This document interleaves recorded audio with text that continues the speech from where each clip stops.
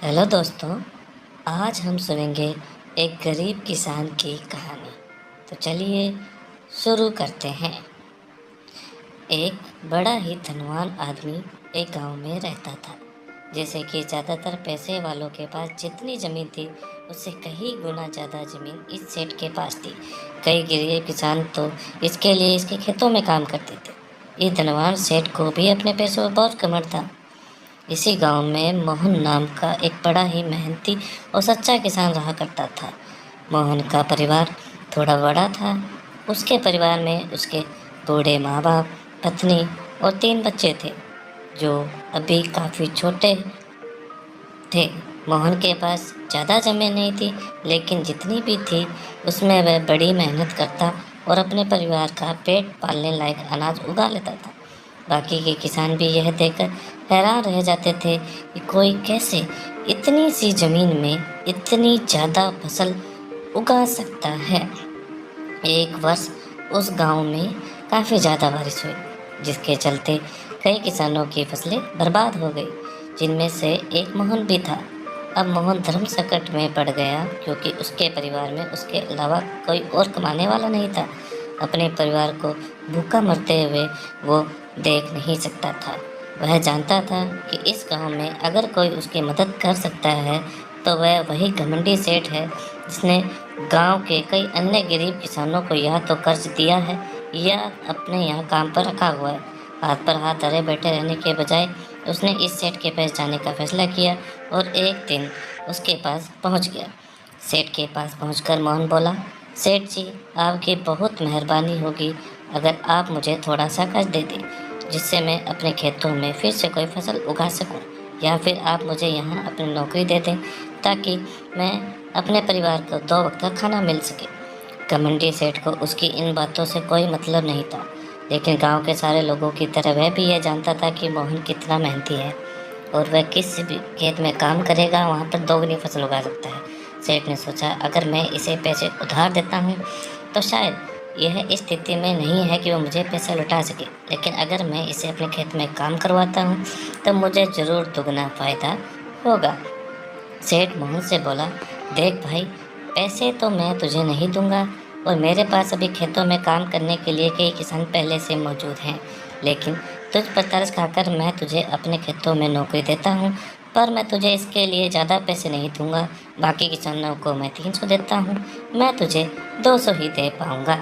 मरता क्या न करता। मोहन ने सेठ की शर्त मान ली और उसी दिन से सेठ के खेतों में काम करना शुरू कर दिया।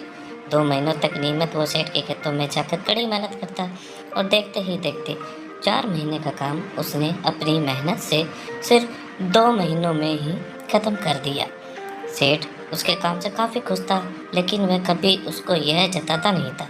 जब सेठ ने देखा कि उसको खेतों का काम अब ख़त्म हो चुका है, अगर वह मोहन को काम से निकाल देता है तो उसके 2 महीनों के पैसे बच जाएंगे। तब सेठ ने मोहन को काम से निकालने का फैसला किया। एक बार सेठ को यह विचार भी आया, इतना मेहनती आदमी शायद उसे दोबारा न मिले, लेकिन फिर भी उसने सोचा कि जब अगले साल काम आएगा तब उसे फिर से नौकरी पर रख लेगा। आखिर इस गांव में उसके अलावा है ही कौन जिसके आगे ये लोग अपने हाथ फैलाएंगे। एक दिन सेठ ने मोहन को अपने पास बुलाकर उसको उस दिन का पैसा दिया और साथ में यह भी कहा कि कल से तुमको काम पर आने की जरूरत नहीं है। अब मेरे पास तुम्हारे लिए कोई काम नहीं बचा है। जब मेरे पास काम आएगा तो मैं खुद तुम्हें बुला लूँगा। यह सुनकर मोहन का दिल बैठ गया। पिछले 2 महीनों से कम ही सही उसके बच्चों और परिवार के पेट में अन्न का दाना तो जा रहा था। अब वह क्या करेगा, यही सोचकर उसकी आंखों से आंसू निकला। मोहन ने सेठ के पैर पकड़ लिए और गिड़गिड़ाने लगा, सेठ जी, मुझे काम की बहुत ज़रूरत है, मुझे मत निकालिए। अपने मतलब से मतलब रखने वाला सेठ टस से मस नहीं हुआ। उसने खरी खोटी सुनाकर मोहन को वहाँ से चलता कर दिया और मन ही मन 2 महीने की तनख्वाह बचने से खुश होने लगा। अगले दिन जब सेठ सवेरे उठा और अपने आंगन में आया तो उसने देखा कि मोहन उसके आंगन में बैठा है। सेठ ने उसको पास बुलाया और पास बुलाकर पूछा कि क्या हुआ, तुम क्यों यहाँ पर बैठे हो। मोहन बोला, सेठ जी, मुझे वापस काम पर रख लीजिए। आप जानते ही हैं मेरी आर्थिक परिस्थिति कैसी है, थोड़ी दया कीजिए। लेकिन सेठ ने उसकी एक न सुनी और फिर एक बार उसे भला बुरा कहकर वहाँ से जाने के लिए कहा। बेचारा मोहन अपना सिर नीचे झुकाकर वहाँ से चला गया।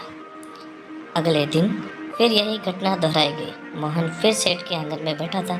सेठ ने फिर उसको जाने के लिए कहा। यही घटना अगले कई दिनों तक चलती रही। अब तो मोहन सेठ के हकालने पर भी वहाँ से नहीं जाता था और वहीं पर सेठ बैठा रहता था। एक बार सेठ ने उससे पूछ लिया, तुम कैसे आदमी हो? मैं तुम्हारा इतना अपमान करता हूँ लेकिन तुम्हें कोई फ़र्क ही नहीं पड़ता।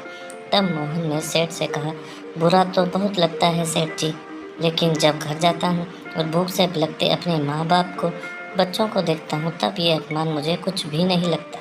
इतना सब कुछ होने के बाद भी सेठ का दिल जैसे पत्थर का बना हुआ था। उसने मोहन को अभी तक काम पर नहीं रखा और ना ही उसका ऐसा करने का कोई इरादा था। एक दिन सेठ ने सोचा कि कुछ दिनों के लिए किसी और गांव चला जाता हूँ ताकि मोहन से पीछा छुड़ा सकूँ। अगले दिन मोहन के जाने से पहले ही सेठ अपने परिवार को लेकर किसी संबंधी के यहाँ चला गया और वहाँ 10 दिनों तक रहने के बाद फिर अपने गांव अपने घर वापस लौटा। घर लौटते ही सेठ ने आसपास हर जगह नज़र दौड़ाई तो पाया कि वहाँ पर अब मोहन नहीं था। सेठ ने सोचा, मेरी तरकीब काम कर गई, लगता है मोहन से अब पीछा छूट गया है। हालांकि अब सेठ के द्वार पर मोहन नहीं बैठा था, लेकिन मोहन का विचार अभी भी सेठ के मन में घर कर बैठा था। सेठ सोच रहा था, मोहन इतना जल्दी हार मानने वाला आदमी तो नहीं दिखता है। उसके साथ क्या हुआ होगा? क्या उसे कहीं और काम मिल गया होगा या फिर और कुछ? इन विचारों ने सेठ को बेचैन कर दिया और आखिरकार सेठ को मोहन की खबर लेने के लिए गांव में जाना पड़ा। सेठ को मोहन का पता मालूम नहीं था, इसलिए अड़ोस पड़ोस के अन्य किसानों से पूछने पर पता चला कि मोहन घायल हो चुका है और अपने घर पर आराम कर रहा है। सेठ ने जब उसके घायल होने का कारण लोगों से पूछा तो सेठ को पता चला कि जब सेठ अपना घर छोड़कर किसी और गांव में गया था, तब बंद घर देखकर कुछ चोर उसके यहाँ चोरी करने आए थे, जिनको रोकने की कोशिश करते करते हुए हाथापाई में मोहन चोटिल हो गया था। यह सब जानने के बाद सेठ का पत्थर का दिल भी अब मोम की तरह पिघल गया। सेठ को अपने किए पर पछतावा होने लगा।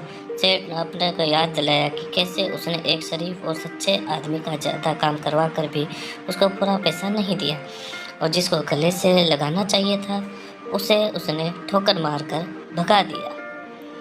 सेठ मोहन का घर का पता पूछकर उसके घर पहुंचा तो देखा कि मोहन के घर की हालात बहुत ख़राब है।